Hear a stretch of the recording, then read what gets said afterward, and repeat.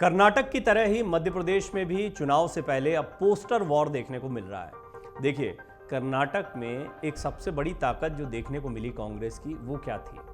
वो दरअसल पे सीएम का एक कैंपेन था। 40% कमीशन के मुद्दे को उठाना था। इसके लिए बाकायदा एक बारकोड वाला बसवराज बोम्मई का पोस्टर बनाया गया था। ये पोस्टर जगह जगह पर कांग्रेस ने अपने प्रचार के दौरान लगाया। इस मुद्दे को जमकर उठाया गया। पे सीएम ये पोस्टर चलता रहा। इसका बहुत असर पड़ा है, ऐसा माना जाता है। राजनीतिक विश्लेषक ये मानते हैं कि जनता की नब्ज को या इस मुद्दे को कांग्रेस ठीक से कर्नाटक में जनता के बीच भेजने में कामयाब रही थी। क्या मध्य प्रदेश में यही संभव हो पाएगा? मध्य प्रदेश कर्नाटक के मिजाज में एक बहुत फर्क देखने को मिलता है, लेकिन कांग्रेस की दृष्टि से देखा जाए, और सिर्फ कांग्रेस नहीं, बीजेपी की तरफ से भी देखा जाए, तो बीजेपी भी इसको गंभीरता से ले रही है। दरअसल बीजेपी ने भांप लिया कि कांग्रेस इस दांव को मध्य प्रदेश में चलने वाली है। काउंटर करते हुए कमलनाथ के पोस्टर छाप दिए गए, लेकिन कांग्रेस अपनी तैयारी पहले से कर चल रही थी, तो शिवराज सिंह चौहान के भी पोस्टर सेम अंदाज में छाप दिए गए। बीजेपी कांग्रेस दोनों दल एक दूसरे के खिलाफ पोस्टर लगाकर जनता को अपनी तरफ आकर्षित करने की कोशिश में लगे हुए हैं। मध्य प्रदेश में विधानसभा चुनाव के ऐलान से पहले ही तेज हुई राज्य की सियासत ने बता दिया है कि अगला चुनाव जो है वो कितना इंपॉर्टेंट इन दोनों पार्टियों के लिए है। दरअसल मध्य प्रदेश में अगले 5-6 महीनों में विधानसभा चुनाव होने वाले हैं, लेकिन उससे पहले मध्य प्रदेश में बीजेपी और कांग्रेस के बीच पोस्टर वॉर शुरू हो गया है, जो अब खत्म होने का नाम नहीं ले रहा है। ऐसे में आइए हम आपको बताते हैं कि क्या है मध्य प्रदेश में चुनावी दंगल का नया QR कोड। दरअसल बीजेपी ने प्रदेश कांग्रेस अध्यक्ष कमलनाथ का पोस्टर लगाकर उन्हें वांछित नाथ और करप्शन नाथ नाम दे दिया, तो कांग्रेस ने भी उसी भाषा में बीजेपी पर पलटवार किया। कांग्रेस ने कमलनाथ के पोस्टर्स को हटाकर वहां राज्य के सीएम शिवराज सिंह चौहान का पोस्टर लगा दिया, जिसमें उन्हें कैश राज और 50% लाओ और फोन पे काम करवाओ वाला नेता बता दिया। ये दोनों ही पोस्टर्स ऑनलाइन पेमेंट करने वाले QR कोड की शक्ल में बनाए गए हैं। खास बात यह है कि ये पोस्टर्स किसी भी चुनावी या आम पोस्टर से अलग हैं। जब आप इन खास पोस्टर्स को देखेंगे तो आपको कर्नाटक चुनाव में कांग्रेस द्वारा बीजेपी सरकार के खिलाफ प्रचार अभियान में अपनाए गए तरीकों की याद आएगी, क्योंकि दोनों में काफ़ी समानता दिख रही है। चेहरा अलग था, वहाँ बसवराज बोम्मई के चेहरे को लगाया गया था और बहुत पहले से भारत जोड़ो यात्रा में भी ये नारा गूंजने लगा था। आइए हम आपको बताते हैं कि मध्य प्रदेश की राजनीति में QR कोड की राजनीति की एंट्री कैसे हुई है। दरअसल मध्य प्रदेश में विधानसभा चुनाव को लेकर सत्ताधारी बीजेपी और विपक्षी पार्टी कांग्रेस दोनों ने तैयारियां शुरू कर दी। बीजेपी कार्यक्रमों के माध्यम से प्रदेश की जनता को अपनी सरकार द्वारा किए गए कार्यों को गिनवाकर अपनी नई योजनाओं के बारे में बता रही है। वहीं कांग्रेस मंडलम, सेक्टर और बूथ लेवल की मीटिंग के जरिए अपने कार्यकर्ताओं को एकजुट कर रही है और सभाओं के जरिए आम जनता को 15 महीने की कमलनाथ सरकार द्वारा किए गए कामों से रूबरू करवा रही है। इस बीच बीते शुक्रवार को भोपाल के शाहपुरा इलाके में सार्वजनिक जगहों पर कमलनाथ का पोस्टर नजर आने लगा, जिसमें उन्हें वांटेड और करप्शन नाथ बताया गया। ये बीजेपी ने लगाए थे जाहिर तौर पर। इस पोस्टर के साथ में एक QR कोड भी दिया गया था, जिस पर लिखा था कि स्कैम घोटाले से बचने के लिए स्कैन करें और करप्शन नाथ के कांड जानें। औपचारिक तौर पर तो बताया नहीं गया, और जब इस तरह के पोस्टर्स लगते हैं इसको लेकर, क्योंकि कई शिकायतें भी हो सकती हैं, आपत्तिजनक भी होते हैं। राजनीति का समय चल रहा है, चुनाव का दौर चल रहा है मध्य प्रदेश में, तो इस तरह की चीज़ें होती रहेंगी, लेकिन फिर भी ऐसा माना जा रहा है। और फिर कांग्रेस के कार्यकर्ताओं ने भी उसी अंदाज में जवाब भी दिया है। कमलनाथ के बारकोड के साथ लगे पोस्टर पर पे फोन की जगह पे नाथ लिखा हुआ था, लेकिन जैसे ही पोस्टर लगने की जानकारी कांग्रेस नेताओं कार्यकर्ताओं को मिली, वो तुरंत ही शाहपुरा इलाके में पहुंचे, जहां जहां कमलनाथ के पोस्टर लगे हुए थे उन्होंने उन पोस्टर्स को निकाल दिया। QR कोड के जरिए ही कांग्रेस ने बीजेपी पर फिर पलटवार किया। मध्य प्रदेश में चुनाव से पहले मुख्यमंत्री शिवराज सिंह चौहान के खिलाफ पोस्टर में लिखा गया कि 18 साल घपले और घोटालों की भरमार। पोस्टर में डंपर घोटाला, व्यापम महा घोटाला, पोषण आहार घोटाला, इंटेंडरिंग घोटाला, कारम डैम घोटाला, कन्यादान घोटालों का जिक्र किया गया। इसमें सीएम की तस्वीर के साथ प्रदेश को घोटाला नंबर 1 राज्य बताया गया। जगह जगह चस्पा इन पोस्टर्स में 50% लाओ, फोन पे काम करवाओ लिखा हुआ है। साथ ही QR कोड भी दिया गया है। फोन पे की शक्ल में लगाए गए पोस्टर पर QR कोड की जगह शिवराज सिंह चौहान की तस्वीर लगी हुई है और उस पर लिखा था 50% लाओ और फोन पे काम करवाओ। आपको याद होगा 40% कमीशन का मुद्दा कर्नाटक में भी कांग्रेस ने बीजेपी के खिलाफ उठाया था। QR कोड के अंदर ही लगी शिवराज की फोटो के नीचे अंग्रेजी में मामा एक्सेप्टेड लिखा हुआ है। फोन पे ने इस पर एतराज जताया है। पेमेंट कंपनी फोन पे ने कांग्रेस के इन पोस्टर्स पर आपत्ति जताई है। उसने कहा कि राजनीतिक हो या गैर राजनीतिक, फोन पे को अपने ब्रांड लोगो के अनधिकृत उपयोग पर आपत्ति है। हम किसी भी राजनीतिक अभियान या पार्टी से नहीं जुड़े हैं। फोन पे लोगो हमारा रजिस्टर्ड ट्रेडमार्क है और फोन पे की बौद्धिक संपदा अधिकारों के अनधिकृत उपयोग पर कानूनी कार्रवाई की जा सकती है। हम मध्य प्रदेश कांग्रेस से अनुरोध करते हैं कि हमारे ब्रांड लोगो और कलर का इस्तेमाल जिन पोस्टर्स और बैनर्स पर किया गया उन्हें तत्काल हटा लें। दरअसल आपको ट्रेडमार्क कानूनों को भी समझना होगा। ट्रेडमार्क कानून में आप यदि किसी को रेप्लिकेट करते हैं या किसी और कंपनी के लोगों का इस्तेमाल करते हैं तो ये कानूनी दायरे में आता है, कानूनी कार्रवाई के दायरे में आता है। और फ़ोन पे के ही कलर का, उनकी स्कीम्स का या जिस तरीके का क्रिएटिव वो बनाते हैं उससे मिलता जुलता क्रिएटिव बनाया गया है। हालांकि ये एक जैसे पैरोडी क्रिएटिव्स होते हैं उस तरह का क्रिएटिव बनाया गया है, लेकिन फिर भी फ़ोन पे ने इस क्रिएटिव पर आपत्ति जताई है। ये उनका अपना ट्रेडमार्क है, इससे उनकी इमेज पर असर पड़ेगा, ऐसा उनके अधिकारियों को लगता है और उनका कहना है कि मध्य प्रदेश कांग्रेस को इसे तुरंत हटाना चाहिए। बहरहाल ये बात तो तय है कि आने वाले दिनों में जैसे जैसे चुनाव प्रचार आगे बढ़ेगा ये मुद्दा और गर्माने वाला है। खासतौर पर ये बात सिर्फ पोस्टर वॉर की नहीं है या इन क्रिएटिव्स की नहीं है, बात है उस मुद्दे की जो उठाया जा रहा है, करप्शन का मुद्दा। बीजेपी भी जानती है कि करप्शन का मुद्दा कर्नाटक में कितना भारी पड़ा है। वहीं कांग्रेस भी जानती है कि करप्शन ही वो मुद्दा है जिस पर एक समय उसकी सरकार सत्ता से चली गई थी केंद्र से। करप्शन का ये मुद्दा इतना बड़ा था कि पूरे देश में इसको लेकर बहुत संवेदनाएं हैं। करप्शन एक ऐसी चीज़ है जिससे आम आदमी सीधे सीधे आहत होता है। लिहाजा करप्शन को लेकर कांग्रेस ने अपनी रणनीति बनाई है और शुरुआत से ही पता लगा। कर्नाटक के नतीजे आते ही आपने देखा था 40% के बजाय 50% की सरकार या 50% लाओ, फोन पे काम करवाओ जैसे नारे गूंजने लगे थे। शिवराज सिंह चौहान के खिलाफ कांग्रेस के नेता इस तरह की बातें करते दिखाई दिए थे। बहरहाल अब पोस्टर लगने शुरू हो गए हैं। धीरे धीरे मध्य प्रदेश में सियासत गर्मा रही है। दोनों ही राजनीतिक दलों की अपनी अपनी तैयारियां हैं। यहाँ बड़े चेहरों का संग्राम आपको देखने को मिलेगा, लेकिन एक बात और साफ हो गई इन पोस्टर से कि मुकाबला कमलनाथ और शिवराज के बीच चल रहा है। मध्य प्रदेश में चुनाव में समय है, लेकिन थोड़ा ही समय है। अब ज़मीन पे जो हालात बन रहे हैं वो तो बन रहे हैं। इस सबके बीच में लोगों के बीच में जो सर्वे होते हैं, जो ओपिनियन ली जाती है, जो मुद्दे उठते हैं, चुनाव प्रचार का जो तरीका होता है, वार पलटवार होते हैं, इसने दिलचस्पी बहुत बढ़ा दी है। सियासत को मध्य प्रदेश में बड़ा गर्मा दिया है। अब एक और ओपिनियन आ गया, एक और सर्वे आ गया, जिसके बाद में फिर चर्चाएँ तेज़ हो गई। उसकी तमाम जगह पर आप एनालिसिस देख रहे हैं। बहरहाल इसके बहाने आइए समझने की कोशिश करते हैं कि क्या मिजाज है और अलग अलग क्षेत्रों के लिहाज से समझने की कोशिश करते हैं कि मध्य प्रदेश में आखिर मिजाज है क्या।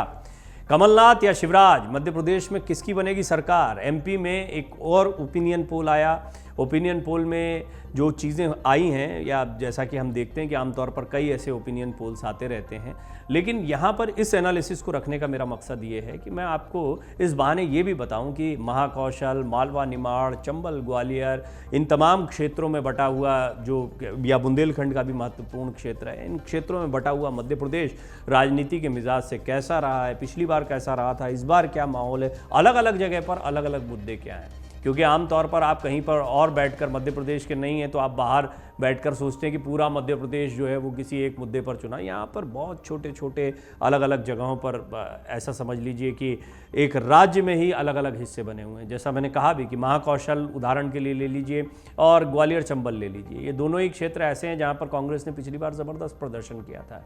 एक कमलनाथ के प्रभाव वाला क्षेत्र है, एक ज्योतिरादित्य सिंधिया के प्रभाव वाला क्षेत्र है। तो इसी तरह से जो मालवा निमाड़ का क्षेत्र है ये बीजेपी के लिए बहुत महत्वपूर्ण रहता है, बड़ा ताकतवर रहता है। बुंदेलखंड के क्षेत्र में भी कुछ इस तरह की बात। लेकिन इस बार मिजाज कैसा है वो ज़रा समझने की कोशिश करते हैं। यूं तो मध्य प्रदेश में पहले से ही ज़बरदस्त चुनावी माहौल देखने को मिल रहा है। बीजेपी का मजबूत किला रहा है मध्य प्रदेश। तो कर्नाटक की जीत के रथ पर सवार कांग्रेस यहाँ हिमाचल, कर्नाटक जैसा कुछ करिश्मा दोहराने का सपना देख रही है। इस सब के बीच कई ओपिनियन पोल भी सामने आते रहे हैं। सबसे पहले तो कांग्रेस ने अपने इंटरनल सर्वे का दावा किया था और राहुल ने 150 सीटों की बात कही थी। कमलनाथ ने कहा भी था कि ये ऐसे ही नहीं कह रहे हैं बात, इनके पास में इंटरनल सर्वे की रिपोर्ट है। और खुद कमलनाथ ने एक प्रेजेंटेशन बाकायदा दिया था कि हमारी स्थिति अच्छी है इस बार। पिछली बार हुए चुनाव में कांटे का मुकाबला रहा था और ऐसा लग रहा था कि लगातार अविजित दिखने वाली बीजेपी एक बार फिर सत्ता में आएगी, लेकिन कांग्रेस और बीजेपी दोनों लगभग बराबर पर आकर खड़े हो गए थे। फिर भी थोड़ा सा एज कांग्रेस के पास में था और अन्य लोगों का साथ मिला, जिसके बाद में कांग्रेस ने सरकार बना ली थी। सरकार बहुत लंबी चल नहीं पाई थी, सरकार ज्योतिरादित्य सिंधिया की बगावत के बाद गिर गई थी। एक बात बहुत स्पष्ट है, बीजेपी बहुत ताकतवर मध्य प्रदेश में दिखाई देती है, लेकिन कांग्रेस का सोया हुआ कार्यकर्ताओं का एक बहुत बड़ा वर्ग ऐसा लगा कि पिछले चुनाव में जागृत हो गया। अब जब भारत जोड़ो यात्रा निकली, कर्नाटक हिमाचल के नतीजे आए, तो यहाँ पर एक्टिविटी ज़्यादा दे, तो ये जो आप उत्साह देख रहे हैं ना, जो इतनी खबरें आती हैं कांग्रेस की, वो उसकी बड़ी वजह यह है कि मध्य प्रदेश में कांग्रेस अपने कार्यकर्ताओं को एक्टिवेट करने में बहुत हद तक कामयाब रही है। लेकिन बीजेपी का काडर और बीजेपी की ज़मीन मध्य प्रदेश में बहुत मजबूत है। आप जिस क्षेत्र में जाएंगे वहाँ पर आपको बीजेपी के बहुत ही ज़बरदस्त वाले समर्थक मिल जाएंगे और कार्यकर्ताओं को भी बड़ी तादाद में बढ़ाया गया है यहाँ पर। यूं तो एमपी को संघ और बीजेपी की प्रयोगशाला कहा जाता है, फिर भी कांग्रेस के कार्यकर्ताओं की यहाँ पुरानी जमात है। महाकौशल, मालवा निमाड़, बुंदेलखंड, ग्वालियर चंबल, ये वो इलाके हैं जहाँ पर सियासत बटी हुई है। हाल ही में एक मीडिया समूह द्वारा किए गए सर्वे में अलग अलग क्षेत्रों में जनता की राय को जाना गया। इस ओपिनियन पोल के बहाने ही सही आप एमपी की सियासत को समझिए और देखिए कि कौन किस क्षेत्र में कितना मजबूत दिखाई दे रहा है। इस बार आम आदमी पार्टी जो है वो भी बहुत दिलचस्प बना रही है इस चुनाव का। अरविंद केजरीवाल जो है वो भी एंट्री कर चुके हैं मध्य प्रदेश में, और मध्य प्रदेश में अब वो कितना वोट खुद के लिए लाते हैं ये देखने वाली बात होगी। और निकाय चुनाव में उनको कुछ थोड़ा सफलता मिली भी है वहाँ पर, तो मध्य प्रदेश को वो हल्के में नहीं ले रहे हैं, लेकिन कांग्रेस की मुश्किलें यहाँ पर वो बढ़ा देंगे। कहा जा रहा है कि कांग्रेस को इससे नुकसान हो सकता है। इस बीच ओपिनियन पोल की मदद से ये पता लगाया गया कि 2023 के चुनाव में एमपी की जनता किसके साथ जाना चाहेगी। मध्य प्रदेश के महाकौशल में इस बार कांग्रेस को बड़ा झटका लग सकता है। ओपिनियन पोल के मुताबिक 43 सीटों वाले महाकौशल में इस बार बीजेपी 20 से 24 सीटों के साथ बढ़त बना सकती है, वहीं कांग्रेस 18 से 22 सीटों में सिमट सकती है। दोनों पार्टियों का वोट शेयर लगभग एक समान है। पार्टियों का वोट शेयर 43% है। इसके बावजूद भी यहाँ बीजेपी को बढ़त मिलती दिख रही है। 2018 में बीजेपी को महाकौशल में बड़ा झटका लगा था। एक एंटी इनकम्बेंसी हमेशा से एक समय पर रही थी। मध्य प्रदेश की सियासत को हमने भी जब देखा तो एक बार बीजेपी एक बार कांग्रेस, यही चला सिलसिला। लेकिन फिर जब उमा भारती ने हराया दिग्विजय सिंह को, उमा भारती तो हालांकि लंबे समय तक नहीं रह पाई, शिवराज सिंह चौहान आ गए, तब केंद्र में हुआ करते थे, फिर उनको यहाँ पर बुलाया गया। उसके बाद से जो वो जमे, 18 साल का समय गुजर गया और लगातार शिवराज सिंह चौहान जमे हुए हैं। तो वो एक बहुत ताकतवर नेता के तौर पर उभर कर आए, बीजेपी के बड़े नेता के तौर पर उभर कर आए। एक समय तो वो प्रधानमंत्री पद की दौड़ में भी आगे आ गए थे, आपको याद होगा, एक वो भी दौर था। तो शिवराज सिंह चौहान जो है वो बीजेपी की एक ताकत रहे हैं वहाँ पर। लेकिन पिछली बार का जो चुनाव था उसमें उनकी इमेज या बीजेपी की ज़मीन को करारा झटका लगा था, और इसकी बड़ी वजह थी कमलनाथ सामने आ गए थे। कमलनाथ कौन है? कमलनाथ खुद भी कांग्रेस के बहुत ही दिग्गज नेताओं में से एक हैं, केंद्र की राजनीति करते रहे, फिर मध्य प्रदेश में मौका दिया गया, मध्य प्रदेश में सीएम पद का चेहरा बनाया गया। 3 चेहरे थे हालांकि वहाँ पर। दिग्विजय सिंह थे जो पहले 2 बार मुख्यमंत्री रह चुके हैं, कमलनाथ थे और ज्योतिरादित्य सिंधिया, जिनको लेकर बड़ी उम्मीदें थी कि कोई युवा चेहरा हो सकता है। तो ये तीनों चेहरों ने अपने अपने क्षेत्रों में अच्छा काम किया और उसके बाद में कांग्रेस को जो है एक बार फिर वापसी करने का मौका मिला, सरकार भी बना ली थी। ज्योतिरादित्य सिंधिया लेकिन बीजेपी में गए और इसके 2023 विधानसभा चुनाव में कांग्रेस को इसका क्या नुकसान होता है या बीजेपी को कोई चुनौती होती है तो देखने वाली बात होगी। लेकिन ऐसा माना जा रहा है कि 2023 के विधानसभा चुनाव में ज्योतिरादित्य सिंधिया अपने क्षेत्र ग्वालियर चंबल में बीजेपी को फायदा पहुंचा सकते हैं। 2018 विधानसभा चुनाव में कांग्रेस को 26 सीटें मिली थी। सर्वे के अनुसार इस बार चंबल में सिंधिया के जाने का कांग्रेस को कोई विशेष नुकसान नहीं होने वाला है। 46% वोटों के साथ इस बार भी कांग्रेस आगे रह सकती है। तो महाकौशल और ग्वालियर चंबल, मैंने हर बार कहा हर एनालिसिस में कि ये पिछली बार सबसे बड़ी ताकत है। महाकौशल में अपने प्रदर्शन को कमलनाथ बरकरार रख पाते हैं, नहीं रख पाते, हालांकि 5-6 महीने का समय बाकी है। ओपिनियन अभी आई है, चुनाव के एन पहले भी ओपिनियन बदलती हैं, चुनाव के एन पहले भी कई बड़े मुद्दे आते हैं, धुआंधार यहाँ पर चुनावी रैलियाँ होती हैं और उसका बड़ा असर देखने को मिलता है। अब एक और बहुत महत्वपूर्ण क्षेत्र आता है, बघेलखंड का क्षेत्र है। तो ये रीवा और ये जो बाकी का इलाका है जो उत्तर प्रदेश से लगता है, देखिए बुंदेलखंड बघेलखंड ये थोड़ा समझने जैसी चीज़ है। बुंदेलखंड तो खैर सागर का इलाका है और भी बहुत सारे आसपास के क्षेत्र हैं, तो ये आधा आधा हिस्सा है। बघेलखंड कुछ मध्य प्रदेश में भी आता है, कुछ उत्तर प्रदेश में भी आता है। इसी तरह बुंदेलखंड का कुछ हिस्सा जैसे झांसी है, ललितपुर है, ये आपको उत्तर प्रदेश में भी मिलते हैं और बाकी का हिस्सा जो है आपको मध्य प्रदेश में देखने को मिलता है। तो मध्य प्रदेश में बघेलखंड भी एक महत्वपूर्ण हिस्सा है। 2018 विधानसभा चुनाव में कांग्रेस को यहाँ बड़ा झटका लगा था। इस बार सर्वे में कांग्रेस को अच्छी बढ़त मिल सकती है। 56 सीटें हैं यहाँ पर बघेलखंड में और 44% वोट शेयर के साथ बीजेपी से कांग्रेस आगे रह सकती है। तो बीजेपी को 40% वोट शेयर मिलेगा। हालांकि देखिए, मैं आपको पहले बता दूं, ये ओपिनियन पोल है। ओपिनियन पोल पर बहुत ज़्यादा विश्वास नहीं किया जाता है। हाँ, ये एक अंदाज़ा लगाने के लिए एक लोगों के अंदर एक उत्साह बढ़ता है और ये बहुत वैज्ञानिक तरीका होता है, इसलिए भी लोग इनकी राय सुनना चाहते हैं। ठीक वैसा ही कि जैसे जब मैं चुनावी कोई राज्य होता है तो वहाँ पर लोगों से बात करने के लिए निकलता हूँ, तो फिर आप लोगों के सामने वो बातें रखते हैं हम लोग। जब बात कहते हैं तो आपको समझ में आता है कि कौन, कई बार कार्यकर्ता भी होते हैं, सैंपल साइज़ कहाँ से लिया गया है, कितने लोगों को उसमें इन्वॉल्व किया गया है, ये भी बहुत महत्व का रहता है। आइए हम आपको ये भी बताते हैं कि पूर्व सीएम कमलनाथ पर लोगों की राय क्या है। सर्वे में ये भी पूछा गया कि कांग्रेस और कमलनाथ पर लोगों की राय क्या है। सर्वे में 31% लोगों के मुताबिक वो कमलनाथ के काम से बहुत संतुष्ट हैं, जबकि 36% ने असंतुष्ट बताया। सर्वे में शामिल 17,113 लोगों में से 28% लोगों ने कहा कि पूर्व सीएम कमलनाथ के काम से संतुष्ट नहीं है, जबकि 5% लोगों ने पता नहीं में जवाब दिया। आपको बता दें, कांग्रेस ने सीएम चेहरे को लेकर अभी अपने पत्ते नहीं खोले हैं, लेकिन कमलनाथ ही चुनाव की अहम जिम्मेदारी संभाल रहे हैं। मौजूदा वक्त में कमलनाथ और दिग्विजय सिंह राज्य भर में घूमकर कांग्रेस को मजबूत करने की कोशिश कर रहे हैं और असंतुष्ट कार्यकर्ताओं और पदाधिकारियों को समझाने बुझाने में लगे हैं। आखिर प्रदेश में किसे कितनी सीटें मिलेंगी, बीजेपी को बढ़त मिलेगी या कांग्रेस का झंडा बुलंद होगा? मध्य प्रदेश में वोट शेयर को लेकर भी चौंकाने वाले आंकड़े रहे हैं और मध्य प्रदेश में कुल सीटें हैं 230। बीजेपी को और कांग्रेस को जो सीटें हैं वो लगभग उतनी ही बताई जा रही हैं जितनी पिछली बार बड़ा कांटे का मुकाबला हो गया था। तो कुल मिलाकर मैं इन सीटों के आंकड़ों पर नहीं जाऊंगा जो ओपिनियन पोल्स में बताए जाते हैं। मैं इनको अभी बहुत व्यवहारिक नहीं मानता हूं। ये आप लोगों को कहीं भी इंटरनेट पे मिल जाएंगे। लेकिन ओपिनियन से ज़्यादा महत्व की बात यह है कि अलग अलग क्षेत्रों में, बघेलखंड, बुंदेलखंड, महाकौशल, मालवा निमाड़, इन सब जगहों पर, चंबल ग्वालियर, इन सब जगहों पर क्या राय चल रही है जनता की, ये थोड़ा सा आपको समझ में आए। पिछली बार कांग्रेस ने अच्छा प्रदर्शन किया था। हालांकि अच्छा प्रदर्शन तब कहा जाता कि बहुत ही पुष्ट सरकार बनती, लेकिन बड़ा क्लोज मुकाबला था। फिर भी बीजेपी के गढ़ में एक तरीके से अपनी सत्ता को ले आना, अपनी सरकार को ले आना, ये अपने आप में बताता है कि मध्य प्रदेश में कांग्रेस के लिए संभावनाएं पिछली बार थीं। अब कांग्रेस क्यों ज़्यादा उत्साहित है? दरअसल कर्नाटक में भी कुछ इसी तरह से जेडीएस और कांग्रेस ने मिलकर सरकार बना ली थी, लेकिन फिर बाद में बीजेपी सत्ता में आ गई थी। जेडीएस के विधायक बीजेपी के साथ आए थे। आपको ऑपरेशन लोटस वो एक टर्म याद होगी। फिर उसके इमीडिएट बाद जो है वो मध्य प्रदेश में आपने उठापटक देखी थी। राजस्थान में भी कुछ ऐसी स्थितियां बनी थी। तो कुल मिलाकर अभी कांग्रेस को लगता है कि उन सारी चीज़ों का कुछ प्रभाव पड़ सकता है। एक माहौल होता है। देखिए, इतना लंबा समय हो गया, शिवराज सिंह चौहान का चेहरा सामने रहा है। शिकायतें एंटी इनकम्बेंसी में हो ही जाती हैं। ऐसा नहीं कि मध्य प्रदेश में सब कुछ ठीक हो गया, अपेक्षाएं अब भी बहुत ज़्यादा है। इन चीज़ों का फ़ायदा कांग्रेस उठाने का प्रयास कर सकती है।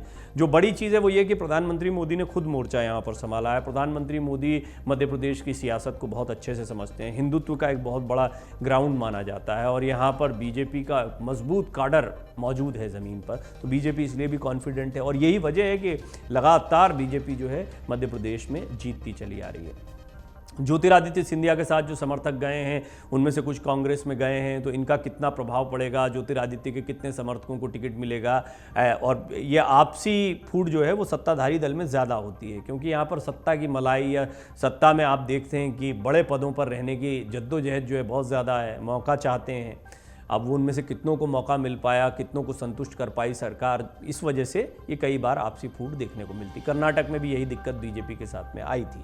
बहरहाल मध्य प्रदेश में इसको कितना रोक पाएंगे शिवराज सिंह चौहान, इसको रोकने के, थामने के बड़े माहिर माने जाते हैं। ये आने वाला समय बताएगा। अलग अलग ओपिनियन आने वाले दिनों में भी आती रहेगी, लेकिन एक और ओपिनियन के बहाने हमने कोशिश की कि आपके सामने रखें मध्य प्रदेश की सियासत किन किन क्षेत्रों में बटी हुई है और वहाँ पर किस तरह का मिजाज, किस तरह के मुद्दे चल रहे हैं। अमर उजाला अब आपके टीवी पर भी। अपने स्मार्ट टीवी पर YouTube पर सर्च करें अमर उजाला, चैनल सब्सक्राइब करें और देखें ताजा खबरें, वो भी HD क्वालिटी में।